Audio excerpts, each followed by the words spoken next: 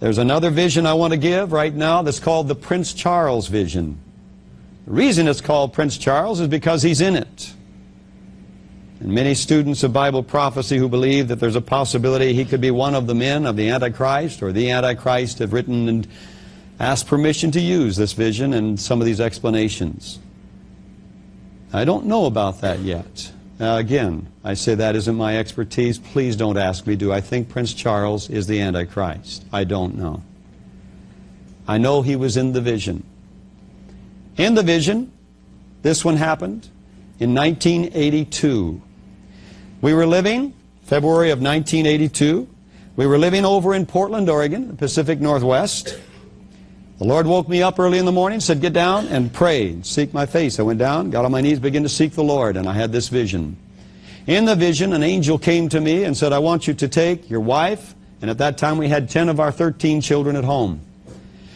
I want you to take your wife and your children and put them in the van, and I want you to go out Highway 26 toward Mount Hood.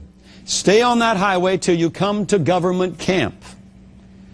Now, just part of that little insert there, government camp. We have a lot of messages today about government camps that are being built all over this nation. And you Prophecy Club students are aware of what I'm talking about. Even 2020 did a major segment on the government camps that they call for illegal aliens all across the United States of America, even some of them containing the ability of 80,000 people. And if they're for illegal aliens, I'd like to know why they're way up in Delta, in Alaska, in the icebox of America. Sorry, you don't have a lot of illegal aliens there. Maybe they're planning on an invasion of them. I don't know. I think they already have in mind who they want. However, we won't go into that. Go up to government camp. When you come to the outer edge of the town of government camp, staying on Highway 26, you'll be heading around the mountain, Mount Hood. Look at your milometer and go 5 miles to the 10th. 5 miles to the 10th, and there will be a pull-off on the right. Get off out of the car, and you lead the way down a switchbacking trail into a canyon. Have your wife bring up the rear and the children in between. When you come down into the bottom, you'll come out into a clearing. There will be a person to meet you and tell you what to do next. In the vision, I nodded, and the vision immediately changed, and we were in the van, and we were going out Highway 26, and the children were asking me many questions. Dad, why didn't we bring any camping gear, any fishing poles? I said, because we're not going camping, we're not going fishing. Well, where are we going? And these kind of questions. And I said, we're going to meet someone. Well, who is it? I don't know. And it was that plain of a vision. God wanted me to know that my family was involved in this, in the countdown of it. And I find the more I live, the more my family is involved in the countdown of it. And the more you live, the more your family is involved in the countdown of it. And it is a day to be concerned about your family such as you never have been in all your life. We came to the edge of government camp. I told one of the children, I said, now I want you to watch this milometer. When it reads this, it's just about this one here that turns like this one, says this number, you tell me and there should be a pull-off if we're right. Sure enough, he's saying, Daddy, it's getting to that number. And sure enough, I said, yes, there's the pull-off. And we pulled off and we began to walk down this switchbacking trail into the canyon. The children following, the wife bringing up the rear.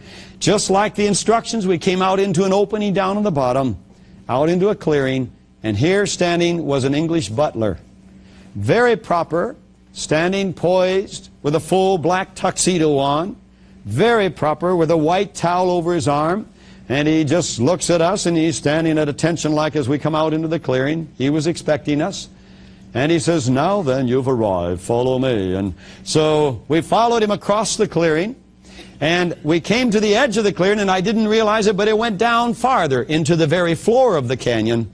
And as we went down into the very floor of the canyon, I was heading down. I looked down below, and here were 5 rows of chairs, 12 chairs in each row, 60 chairs down there. In front of them was one little platform about 15 feet wide, 12 by 15. A single microphone on a pedestal on the front, and one chair on the back. As we're going down, I noticed there's a senator standing there and a general. He's got 4 stars on his shoulder. I used to think it was 5, but since I've been to the Pentagon and met some generals, I met some 4-star generals, and I found out they have brass buttons down here, and it looked like another star, but it was one of those brass buttons. Presently, we don't have a 5-star general. To be a 5-star, you have to have fought in a declared war, and then Congress approves you for that 5th star. So we only have 4-star generals right now. We went down. It's as though I knew in the vision, I knew the senator, but I didn't know the general. The butler introduced me to the general, and he said, as he was seating my wife and the children, the butler was, the general said, yes. He said, you're the family we've heard about. Now, I still don't know what that means, and it's in the hands of the Lord. At that instant, I turned and looked, and all of the 60 chairs were filled. I didn't see them before that. I couldn't tell you who it was in those chairs except for my wife on the end, 8 of my children, and the general and the senator. At that point, the butler said, we need to be seated. We must begin. So we all sit down. He pulled out from under his arm, the white towel. He pulled out a 2-way radio, and I began walking back up to the area of the clearing, muttering some words. At that instant, I heard behind me a big helicopter coming. And I turned and looked back at the edge of the canyon to be able to see this great big double-bladed blackish brown helicopter, no markings on it, coming over the rim of the canyon. On cables, it was carrying a bluish construction office. When I was in Geneva, Switzerland, at the United Nations building, standing looking at their official color, all of a sudden the vision come back to me, and I thought, oh my word, the construction office is the same color as the UN official colors, the blue. And I thought, Lord, there is a significance of that. The UN is under construction, and they're doing a lot of building around the world. The helicopter came and gently let the construction office down and released the cable, and the butler went up and opened the door, and out stepped Prince Charles. Charles was wearing the cut-off sleeves, cut-off pants, the khaki-type color, and the big rimmed hat like you'd be on a safari in very hot, arid country or something, or jungle. He looked like he'd been in the desert. And as he was coming with the butler over the clearing, down the grade, we were looking at him, and as I looked at his face, I said to myself, something's wrong. He's very sober, his face is puffy, his eyes are red. It looks like he's been crying for several days. As he approached, we all stood up. The butler introduced the general, and the senator greeted him. They already had met him and known him. The butler introduced him to us, and he said to me, looking down the line at my children and my wife on the end, he said, thank you for coming. You're here by my request. Please be seated. I have a message for you. At that, we were all seated except for the general and Charles. The butler stood out on the right end, kind of at attention, and Charles and the general went up on the small platform. They conferred with one another for a few minutes. The general nodded and took the single seat in the rear. Charles went up to the microphone and said these words, thank you for coming today. You're here by my request. Please take heed. I have a message for you. And then he began. He said, I must inform you that your nation is at war and that you have a battle to fight.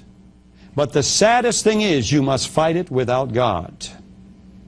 And with that, the general behind him jumped to his feet, stepped off the small platform, coming around on the ground, came right in front of Charles, looking up with his hands on his hips, very sarcastic, looked right up into the face of Charles, and said, we know we're at war, and we know we have a battle to fight, but we didn't know God had anything to do with it.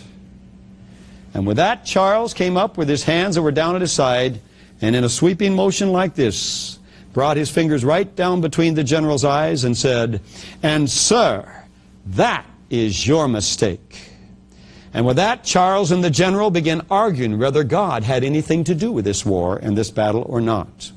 As they were arguing, we were all paying attention and watching, when all of a sudden in my peripheral vision off to my left, down off about 70 feet away, I saw a motion, and I turned and looked, And there was a frog that would have been about 20 feet high, a massive frog. Now, I grew up in the desert, and in August of the year when the monsoons hit, these frogs seem to come out of nowhere.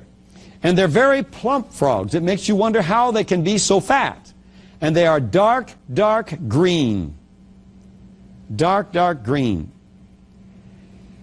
This frog, what had caught my attention was, he was sitting, when we gathered, we never saw him. But all of a sudden, he lifted his head to fill the air sac to make the croaking sound like they do. And that motion of lifting his head is what drew my attention and caused me to see him. When I saw that frog filling that air sac, terror swept over me. And I wanted to turn to the people and Charles and the general and say, let's get out of here. If that frog croaks, we're all dead. But I didn't do it. I stayed seated and kept silent. And all of a sudden, as I was watching that frog, it opened its mouth, and out of its mouth came a white vapor. And as that white vapor came out, terror filled me. The people with me didn't see it. My family didn't see it. My wife didn't see it. Charles and the general didn't even see it. The white vapor came and enveloped Charles and the general. I knew when that vapor hit, they were dead. And this is why some people ask me, do you believe that Charles is the Antichrist? Well, I did not see him die in the vision, but it was like I knew in the vision, that white vapor hits you, you're dead. Chemical warfare.